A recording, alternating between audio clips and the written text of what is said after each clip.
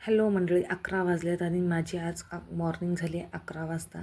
तर सध्या झोपेतून उठून मी तुम्हाला भेटते आहे. तर झालं असं की सकाळी 7ला उठून मुलांचा डबा वगैरे करून त्यांना शाळेत पाठवलं मी.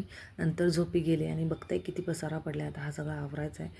तर मग झोपावं 5-10 मिनटं झोपावं म्हणून झोपले आणि लगेच उठले 11ला. 2-3 तास कधी गेले मला पत्ता लागला नाही. रात्री झाला असं की खूप अंग खाजत होतं, त्यानंतर डोळ्याची पण आग होत होती. आता ॲलर्जी असल्यामुळं खूप त्रास होत होता आणि त्याच्यामुळं रात्रभर झोप लागली नाही आणि मग सकाळी उठून काही सुधरेनासं झालं मला. तर मग बेड क्लीन केलं. बेड क्लीन झाल्यानंतर ना दिवस अख्खा चांगला जातो.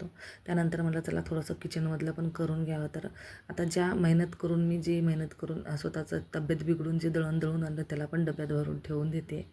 नंतर किचनमधली थोडीशी क्लिनिंग करून घेते, झाडझूड वगैरे. बघा किती पीठ सांडून ठेवलं आहे मी. माझ्यासोबत असंच होतं, काही ना काही एक करायला गेलं की भलतंच होऊन बसतं.